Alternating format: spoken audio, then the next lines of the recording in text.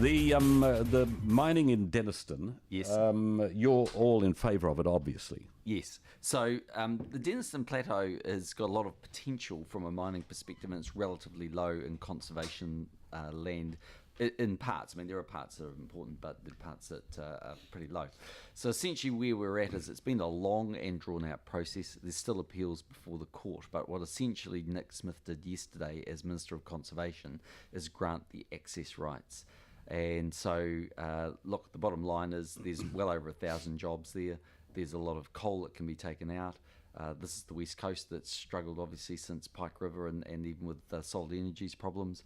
And I would have thought, given the remoteness of it and all those things, it's a good thing.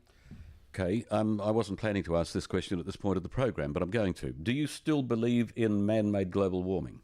And if so, why? I do, but I'm prepared to accept. Why? Actually, Oxford University that came out this week and said it's slowing or it's cooling at a slightly different rate. Well, this is No. This is my theory on it. Okay, my ultimate theory on it is there are a lot more people in the world, so we're more densely populated. We are, generally speaking, emitting more because we're just industrialising and doing more, so burning more coal, driving more cars. Now, they are all becoming more efficient as a general rule, so that counters that. But that overall economic activity does expel more greenhouse gases. So the question then is, does that lead to global warming? And the bulk of scientists are of that view. You don't look convinced. Well, we've been down this road before. The reason I ask you that is because in our news this morning, Jeanette Fitzsimons has been saying that this Denniston mining will contribute further to global warming. Now, you believe in man-made global warming.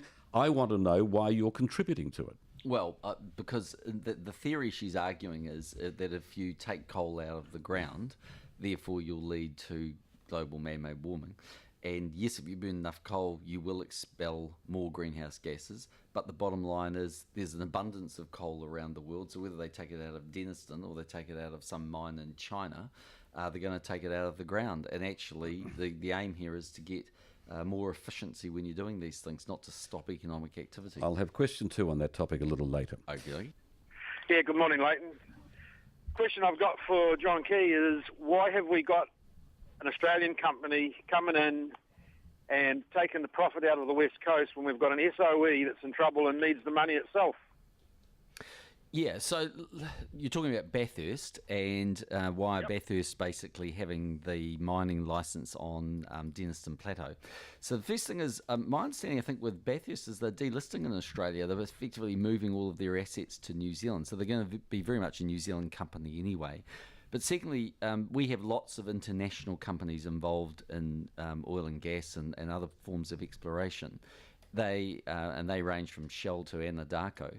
And those companies pay us royalties and they pay us taxes and they employ people. So at the end of the day, if we were going to say, well, look, we're going to restrict mining activities solely to New Zealand-based companies, we could do that. I think even under those terms, probably Bathurst would make that cut. But I don't think that would necessarily be logical. In terms of Solid Energy, they've got their own issues that you're probably well and truly aware that we're working our way through, and let's see how that goes. I mean, the government is working alongside the bankers and other interested parties to see what we can salvage. Joe? Doesn't really answer the question, though, does it? Well, what's the alternative? The alternative is we turn around and say, well, okay, you Solid Energy do it. They theoretically, I suppose, could, but they'd have to hire people. Well, you know, Bathurst is going to hire New Zealanders and New Zealand workforce to do it. They'd have to pay royalties. Is there any guarantee that they're going to hire New Zealanders?